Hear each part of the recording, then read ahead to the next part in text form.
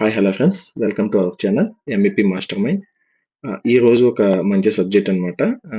దీని గురించి బిగినర్స్కి తెలియదు మ్యాక్సిమం. ఇది ఇంజనీర్స్ అండ్ ప్రొఫెషనల్స్ ఎవరు ఉంటారో వాళ్ళకి బాగా ఉపయోగపడేటువంటి సబ్జెక్ట్ అనమాట.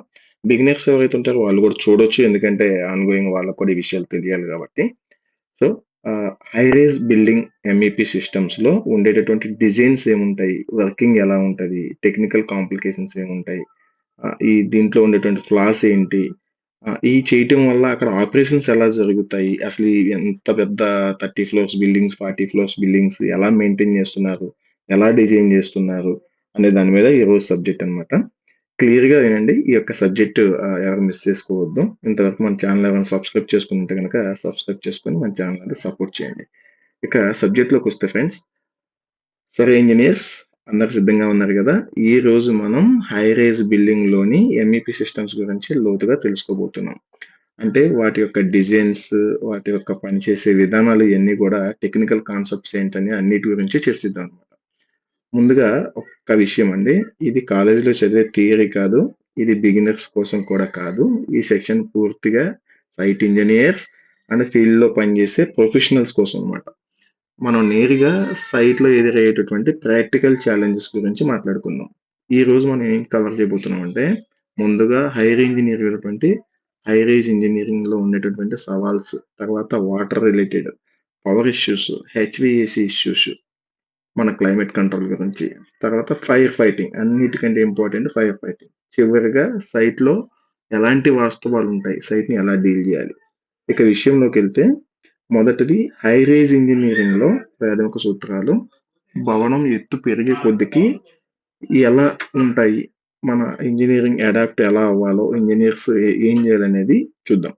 సాధారణంగా ఒక బిల్డింగ్ 15 అంతస్తులు దాటిన, 45 మీటర్ల ఎత్తు దాటిన దాన్ని హై రైజ్ బిల్డింగ్ అంటాం. ఇక్కడే అసలు కథ మొదలవుతుంది అనమాట. ఈ ఎత్తు పెరగటం వల్ల 4 ముఖ్యమైనటువంటి ఎంఈపీ సవాల్స్ మనకి ఛాలెంజెస్ ఉంటాయి. ఒకటి, వాటర్ ప్రెషర్, పంపింగ్ అవసరాలు, ఎలక్ట్రికల్ వోల్టేజ్ డ్రాప్, హెచ్విఏసిలో ఎయిర్ బ్యాలెన్సింగ్. ఈ నాలుగింటిని డిజైన్ల దశలోనే మనం కరెక్ట్గా ప్లాన్ చేయాలి. ఇప్పుడు మొదటి సవాల్ చూద్దాం, అంటే మొదటి challenge water pressure and plumbing గురించి. దీన్ని యాక్చువల్గా హైడ్రో న్యూమాటిక్ సిస్టమ్ నుంచి మనం వాటర్ సప్లై అయితే జరుగుతుంది. ఈ ఫార్ములా చూడండి, ప్రెషర్ ఈక్వల్ టు లో జిహెచ్. అంటే చిన్నప్పుడు మీరు ఫిజిక్స్ లో చదివే ఉంటారు, కానీ దీని సైట్ లో దీని ఇంపాక్ట్ చాలా ఎక్కువ ఉంటుంది అనమాట. ఇక్కడ హెచ్ అంటే హైట్, బిల్డింగ్ హైట్.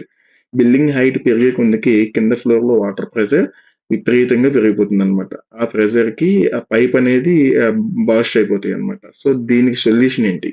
ఒక సింపుల్ కానీ బ్రిలియంట్ ఐడియా, అదే జోనింగ్. బిల్డింగ్ ని లో, మిడిల్, హై అని 3 జోన్స్ గా డివైడ్ చేస్తారనమాట. ప్రతి జోన్ కి ఒక పంప్ అనేది సెపరేట్ గా ఉంటది.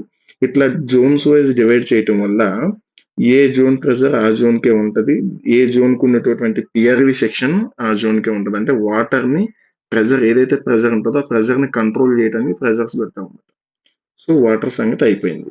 నెక్స్ట్, ఎలక్ట్రిసిటీ అయితే ఏంటి?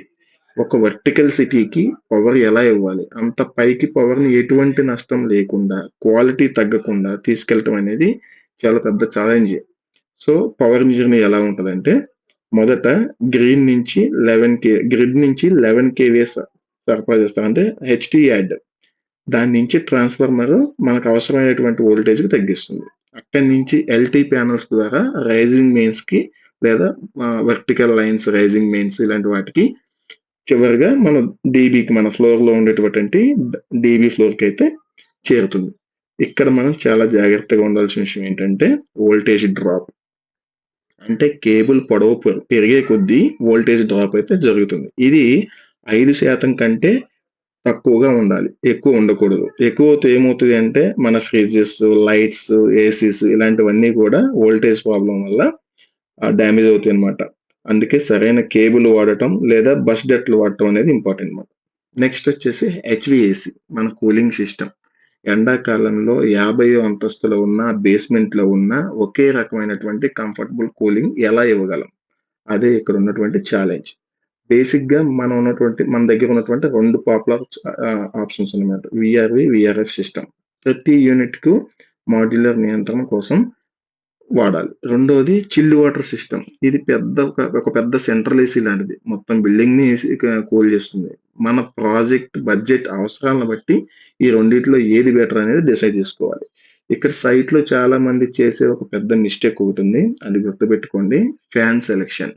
ఈ ఫ్యాన్ ఎప్పుడూ డక్టులలో ఉండే స్టాటిక్ ప్రెజర్ ఆధారంగానే ఈ ఫ్యాన్‌ని ఎంచుకోవాలి. ఈ కాలిక్యులేషన్ మిస్ అయితే గనక ఎయిర్ ఇన్‌బాలెన్సింగ్ వచ్చేస్తుంది. కొన్ని రూముల్లో ఎక్కువ, కొన్ని రూముల్లో తక్కువ ఎయిర్ ప్రెషర్ అనేది బ్యాలెన్సింగ్ ప్రాబ్లమ్ వస్తుంది. ఓకే. ఇక నెక్స్ట్ ఇప్పటి వరకు మాట్లాడినవన్నీ కంఫర్ట్ అండ్ ఎఫిషియన్సీకి సంబంధించినవి. కానీ ఇప్పుడు మనం మాట్లాడబోయేది లైఫ్ సేఫ్టీ గురించి. Fire fighting system. ఇక్కడ చిన్న పొరపాటుకు కూడా చోటు లేదనమాట. ఇది నాన్ నెగోషియబుల్ సబ్జెక్ట్. ఫైర్ సిస్టంలో వెట్ రైజర్, డ్రై రైజర్ అని రెండు ఉంటాయి. తేడా చాలా సింపుల్. వెట్ రైజర్ అంటే పైపుల్లో ఎప్పుడు వాటర్ ప్రెజర్తో ఉంటుంది, రెడీగా ఉంటుంది. ఫైర్ అవగానే వెంటనే యాక్షన్ స్టార్ట్ అంటే వాటర్ వచ్చేస్తాయి. డ్రై రైజర్ అంటే పైప్ ఖాళీగా ఉంటుంది. ఎప్పుడైతే ప్రాబ్లం క్రియేట్ అవుతుందో అప్పుడు మళ్ళీ అదంతా స్టార్ట్ చేసుకొని పైపుల్లోకి వాటర్ వచ్చి ఇదంతా ప్రాసెస్ వేరన్నమాట. అందుకే హై రేజ్లో ఓన్లీ వెట్ రైజర్ మాత్రమే వాడాలి. ఇది రూల్. ఈ సిస్టంలో జాకీ పంప్ అనేది ఒక తెలివైన సిస్టమ్ అన్నమాట. ప్రతి లైన్‌లో చిన్న చిన్న మైనర్ లీక్స్ ఏయైతుంటాయో వాటిని ఈ జాకీ పంప్ ఆన్ అయ్యి ప్రెషర్‌ని సెట్ చేస్తుంది. అనవసరంగా పెద్ద పంప్ డిస్టర్బ్ చేయదు. పెద్ద పంప్ ఆన్ అయ్యే అవకాశం కూడా తీసుకోదనమాట. నిజంగా పెద్ద ఫైర్ జరిగినప్పుడు వాటర్ ప్రెషర్ కావాలన్నప్పుడు మాత్రమే పెద్ద పంప్ అనేది హైడ్రాలిక్ పంప్ అనేది ఆన్ అవుతుందనమాట. ఇప్పటి వరకు మనం పేపర్ మీద, డిజైన్ మీద అన్నీ బాగా చూసాం. కానీ అన్నీ పర్ఫెక్ట్‌గా ఉంటుంది. కానీ అసలు నిజంగా ఉండే సైట్‌లో కమిషనింగ్ చేసేటప్పుడు ఉండే ఇంజినీర్స్‌కి ఛాలెంజెస్ ఉంటాయన్నమాట. వీళ్ళు ఎంత వీక్‌గా ఉంటారో, ఈ బిల్డింగ్ ఎలా ఉందో ఇప్పుడు తెలిసిపోతుంది. సైట్‌లో మనం రెగ్యులర్‌గా చూసే ఫెయిల్యూర్స్ ఇవే.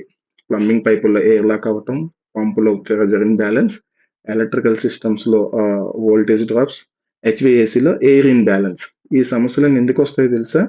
మనం ముందు మాట్లాడుకున్న డిజైన్ ప్రిన్సిపల్‌ని సరిగ్గా పాటించకపోతే ఏ ప్రాబ్లమ్స్ డిజైన్స్ నుంచే వస్తాయి. సో, ఈ డిజైన్ అనేది మస్ట్ ఇంపార్టెంట్.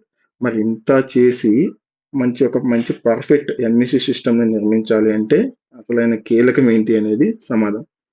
ఈ యొక్క సింపుల్ ఈక్వేషన్స్‌లో ఉంది. ఈ అడ్వాన్స్ టెక్నాలజీ ఉండాలి అంటే దోష రహిత అంటే హై రేజ్ ఎంఈపీ సిస్టంలో డయాగ్రామ్ అనేది ఎగ్జిక్యూషన్ అనేది చాలా ఇంపార్టెంట్. వాళ్ళకి థియరీ ఎంత ఇంపార్టెంటో సైట్ నాలెడ్జ్ కూడా అంతే ఇంపార్టెంట్ అనమాట. సైట్లో సైట్లో ఎంతమంది టీం ఉంటే ఆ సైట్ని మెయింటైన్ చేయగలమో మీరే ఒకసారి ఆలోచించండి. సో ఇలాంటి technical knowledge and MEP related అయినటువంటి వీడియోస్ నేను మీకు అందజేస్తూ ఉంటాను. నా దగ్గర ఉన్నటువంటి సబ్జెక్ట్ మొత్తం కూడా మీకు షేర్ చేస్తూ ఉంటాను. మీరు చేయాల్సిందల్లా ఒకటే, మా ఛానల్ని సబ్స్క్రైబ్ చేసి, లైక్ చేసి, షేర్ చేసి మా ఛానల్ని సపోర్ట్ చేయండి. Thank you friends. ఇలాంటి మరిన్ని వీడియోస్ కోసం మీరు కామెంట్ సెక్షన్లో అయితే మీరు కామెంట్ చేయొచ్చు. మీరు కామెంట్ చేసిన ప్రతి ఒక్క అప్డేట్ నేను చేసిన దానికి అప్డేట్ అయితే నేను ఇవ్వడం జరుగుతుంది. Thank you.